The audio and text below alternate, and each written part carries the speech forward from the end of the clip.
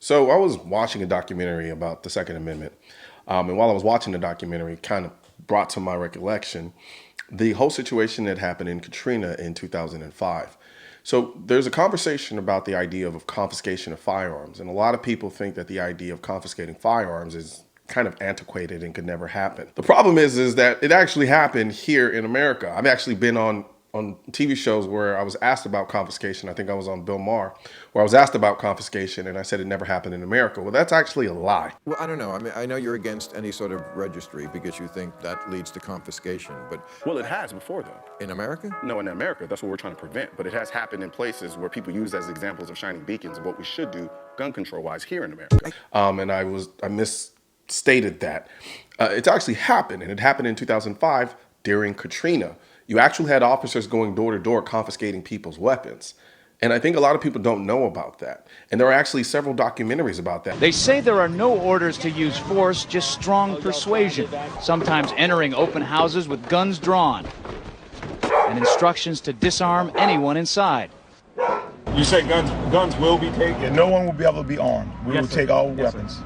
That happened today in this wealthy neighborhood where homeowners had armed themselves to protect their mansions. Residents were handcuffed on the ground. In the end, police took their weapons but let them stay in their homes. They were a little bit threatened because our weapons were bigger than their weapons.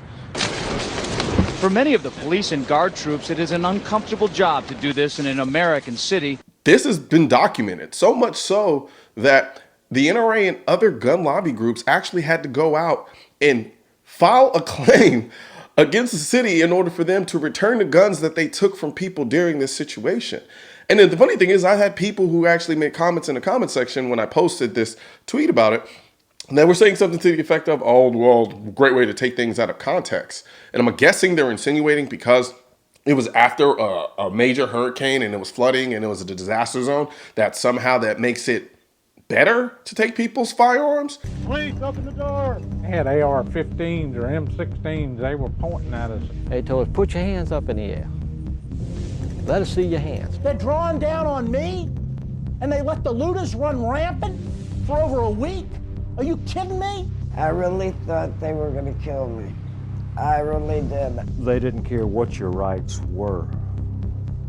They were going to deny them.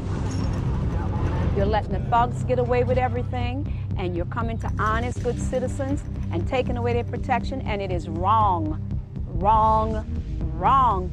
But still, the order had been given for police and National Guard to go house to house, often with guns drawn, to evacuate residents and confiscate their firearms.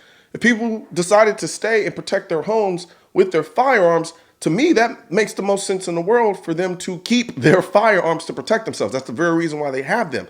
So I will never understand, and no one could probably ever justify to me why police officers would go door to door and take firearms away from people who would utilize them to protect themselves. Police that look like linebackers pushing you in a corner, you're in shock. I'm saying, look at all my food. I got plenty of food. They kept pushing me back, and ended up like this. Then, Patty showed them a small revolver she was carefully holding in the palm of her hand.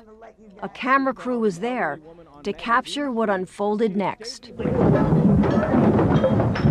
I said, it's not even loaded. And I dropped it on the floor. You got a gun? Well, they punched me in the face. Look at my black and blue marks. Look at what they did to me. And for the people out there who think that this can't happen, it happened in 2005. The proof is there. But yet today, we still have people who think it can't happen. So when you hear Joe Biden, when you hear Kamala, and all the rest of these people talk about the idea of a gun registration, that's why I'm against a registration. Because confiscation is a lot easier when there's a registration of all the firearms that everybody owns. That's just how it works.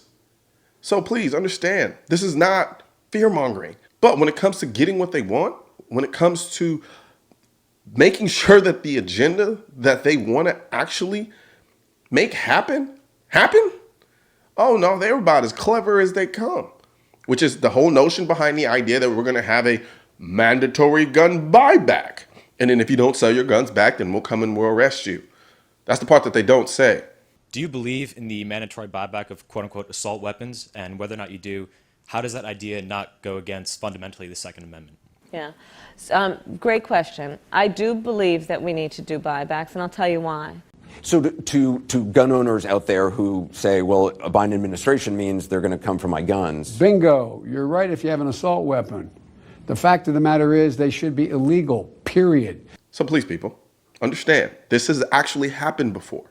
People have had their guns confiscated in this country by a government, going door to door to do it. I don't care about the circumstance. I don't care whatever context you say needs to be made or not made.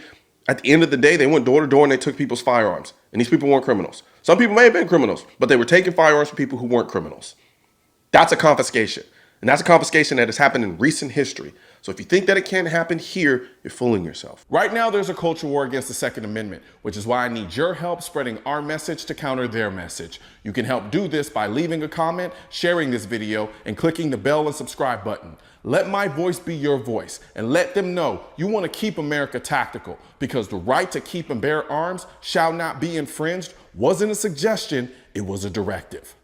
Also, if you're wondering where to purchase your AR-15s are essential, I will not comply. I am the militia. I lost all my guns in a boating accident. And your state-specific Keep America tactical shirt, click the link next to my head or the link in the description section. Or if you're watching this on a mobile device, tap the small triangle on the lower right-hand side of this video and click the link in the description. All right, now we have the performance mask at shop.mrcolionnoir.com. And no, these aren't the masks that suffocate you to death. You can breathe in this mask. It's lightweight material, very high quality. You know how I do.